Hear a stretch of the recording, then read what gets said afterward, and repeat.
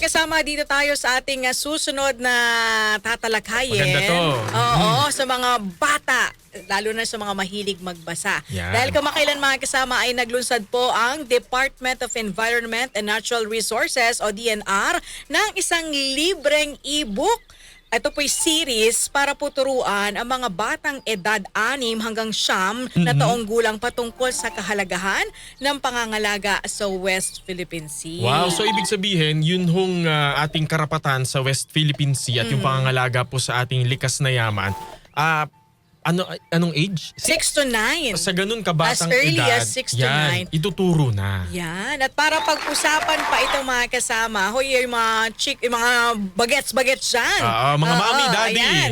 Eto, makinig po kayo dahil maganda po yung ating pag-uusapan. Makakasama po natin si Ma'am Mariglo Laririt, ang DNR Biodiversity Management Bureau. Maganda umaga po, Ma'am. Good morning po, Good Ma'am. morning. Magandang umaga po sa inyong dalawa at sa lahat po ng inyong mga giliw na tagapagpakinig. Opo, Salamat po sa pagkakataong ito. Opo, lagi naman ho nating naririnig ang DNR, pero ano ho specifically yun hong gampanin ng Biodiversity Management Bureau under your watch po? Ang Biodiversity Management Bureau ay mayroon pong 5 divisions, no? At ang isa sa mga divisions nito ay yung kinatawag nating Coastal and Marine Division. So, maaaring pamilyar po ang ating mga kababayan sa usaping gubat, mga bundok. Pag naririnig nila yung mga yan, alam nila DENR yan. Opo, correct. Opo. Pero hindi pa po masyado sigurong batid ng ating mga kababayan na kapag pinag-usapan ay DENR, ibig pong sabihin nun environment talaga and natural resources. Kasama na po doon yung ating mga likas yaman na nasa tabing dagat, yung coastal areas at saka yung mismong nasa dagat hanggang sa ilalim po nito, no. So kaya po itong Biodiversity Management Bureau ay naglalayon na ipaalam sa ating mga kababayan na mayroon tayong mga ganitong iba't ibang uri ng natural resources at saka meron din po tayong pananagutan na ito pong mga ito ay atin pong alagaan. Opo. Ma'am, ano pong nickname nyo? Ang nickname ko po ay Marigs. M-A-R-I-G-S. Ayun, Opo. si Director Marigs. Opo. Marigs, opo. Ay, maganda po Director yan. Marigs. Opo. Ano po yung pangunahing layunin po ng paglulunsad ng The Wonderful West Philippine Sea with Pawi, the Sea Turtle e-book series? Una po sa lahat, atin pong nilalayon na mag-reach out sa mas batang mga Pilipino dahil alam nyo, nung ako po'y lumalaki pa lang noon, hindi masyadong na-emphasize sa amin nung kami ay nasa paaralan kung gaano kalaki ang nasasakupang karagatan ng ating bansa. Alam natin yung archipelago, alam natin yung bilang ng mga isla. Nung araw nga 7,000 lang yan. 100. 7,007. Ngayon, 7,641. Yan po ay ayon sa NAMRIA, yun yung official tally natin, ano. Hindi ibig sabihin dumami ang mga isla na talaga kung hindi humusay tayo sa pagbibilang ng mga ito. At kasama syempre sa pag-uusapan natin ay yung gaano ba talaga kalawak. So ayon din sa mga ahensya na may naitinilaga ng gobyerno sa pagsusukat ng ating mga teritoryo, kasama ang ating tinatawag na exclusive economic zone, halos 87% po ng ating bansang Pilipinas ay karagatan, no? Opo. So, ganun po kalawak ang ating teritoryo at kailangan malaman ng bawat Pilipino na kung nasaan ito, anong direksyon, at kung paano ito, anong mga laman nito at kung paano ito pangangalagaan. So, kami po sa DENR ay naglalayon na abutin natin ang mga bata at mga Pilipino hanggat bata pa. Bakit kanyo? Siyempre, 'di ba, nalalaman natin sinasabi ng mga tao, bakit ang mga Pilipino maraming dagat pero maraming hindi marunong lumangoy? Uy, oo. Correct. O di kaya pag tinanong natin yung mga tao, ano bang isda na alam ninyo? Halos bangus, tilapia, Tilapia. ganon, ano? O minsan siguro pampano, pero Galunggong. yung talagang galunggong, ganon nga po, dilis. Pero yung tinatawag nating biodiversity sa ating mga karagatan ay talaga naman pong kanga ng mga kabataan, mind-blowing. Talagang napaka-diverse. So isda pa lang yan, no? At ang dami pa. So si Pawi, mapunta tayo kay Pawi na bida Opo. ng ating ibok, ay isa po siyang green sea turtle at siya Pawikan, ay pawikan, kaya pawi. pawikan po, no? Opo. So ano ba ang pagkakaiba ng pawikan at ng pagong, no? Dapat lahat ng Pilipino alam yan, bata man o matanda. At ano-anong mga species ng pawikan ang meron na Sa Pilipinas. pagala-gala sa ating karagatan, nangingitlog sa ating mga beaches. Ang lahat po ng ito ay kailangan nating malaman.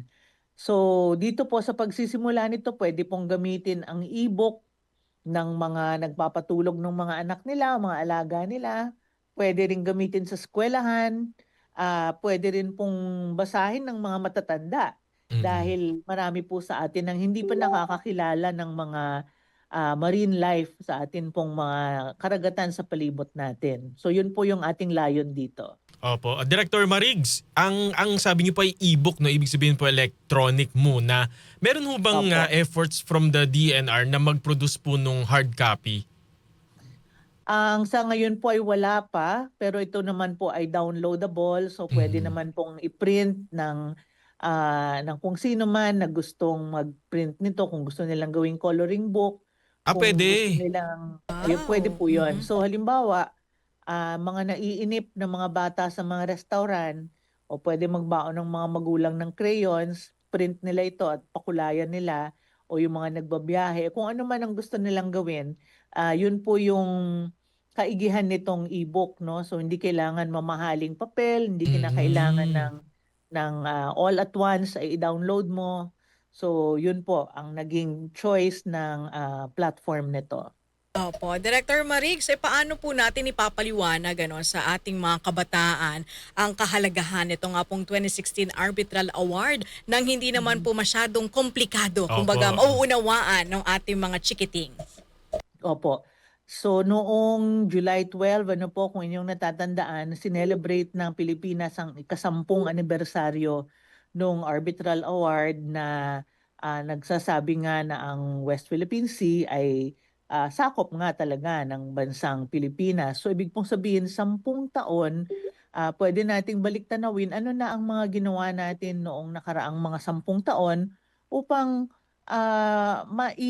sa puso ng bawat Pilipino ang victory na ito, ang pagkapanalo na ito. No? So sa isang banda, sabi nga ninyo, medyo may kabigatan yung topic. So Yes, opo. parang paano natin ipapaliwanag sa mga bata. So nakikita po natin na isa sa mga unang entry points sa mga young minds ay kung ano yung nakaka-relate sila. So sa mga batang nakapunta sa mga beach, maaring naka-snorkel or naglakad-lakad sa playa, yung pinaka-relatable, syempre po, yung mga cute na mga bagay, no? Yung mga Mga Nemo. makukulay na isda, seashells. no? Mga makukulay na shells, ganon.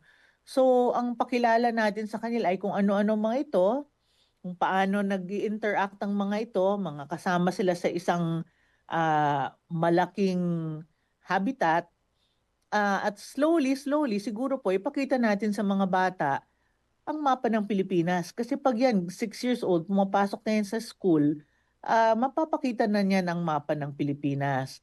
At sa pagpapresent sa mga bata kung ano ba yung hangganan ng ating bansa, kailangan tayong lahat na nagtuturo sa kanila ay alam natin mismo. No? Hindi na katulad nung araw, gaya nga po ng sabi ko, no, ako'y bata pa, ang emphasis ay yung boundaries na defined ng mga islands. Ano po? So ngayon, kailangan unti-unti na natin talagang i-normalize. Opo, Director. Ay medyo naputol yung ating linya. Balikan natin. Balikan natin si Assistant Director Mariglo Laririt ng DNR Biodiversity Management Bureau. Maganda yung ating pinag-uusapan. Yes, Napapanahon. si Si Pawi. Oo, di ba ikaw partner Nakakita na ako ng nag-free-diving totoong ka, pawikan. di ba? Nagkukunwari lang na marunong mag-dive.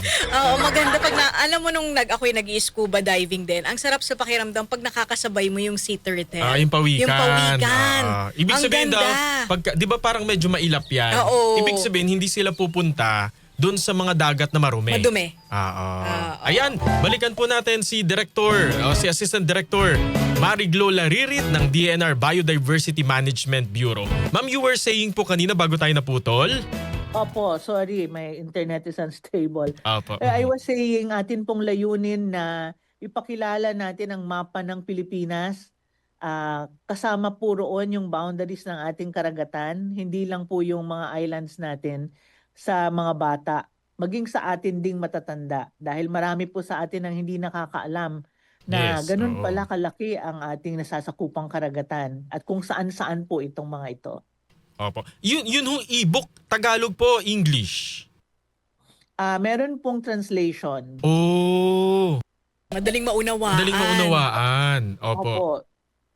Opo. Director, eto po ba may plano po ang DNR na ipagamit po itong e-book na ito sa ating mga schools, sa mga private, sa public, na sa ganun mas marami po mga kabataan, yung mabigyan po natin ng impormasyon?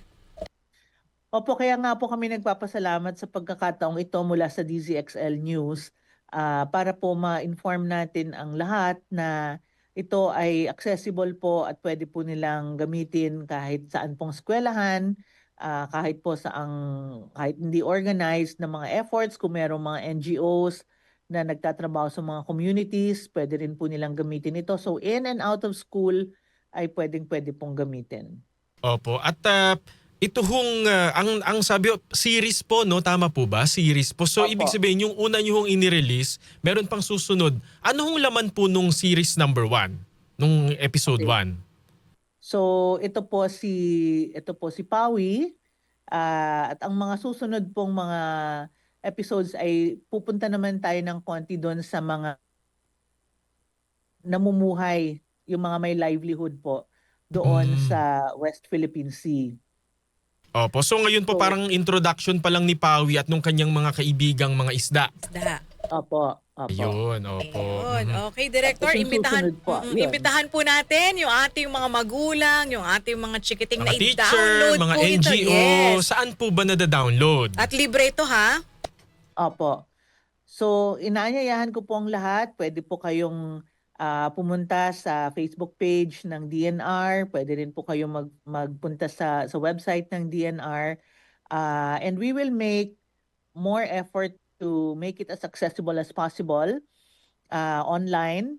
So, ito po ay amin pong we put it together na may pagmamahal sa kabataang Pilipino. At ang impormasyon po dyan ay hindi po ito parang very light. In other words, yan po ay factual. Yan po ay sinuri ng ating mga practitioners sa communications and science. Kaya makakaasa po kayo na yan ay accurate ang mga pinaglalagay dyan. No? So, mga bata po kasi ngayon, napakarami ng alam. Kaya Correct. pag binobola natin sila, no? So, mas marami pa nga silang alam sa atin sa totoo lang, no? Dahil sa amount of exposure and time that they spend. So, we're very careful na ang inilalabas po natin ay factual. At ito po ay talagang introduction to not just the West Philippine Sea, but to the ocean in general and to the life that is found therein. So, yun po. Opo. Maraming salamat Thank you so po. much po, Director. Thank you po, ma'am. Thank you. Thank you rin po. Salamat. Magandang araw po sa lahat. Nakausap po natin si Assistant Director Mariglo Laririt ng DNR Biodiversity Management Bureau.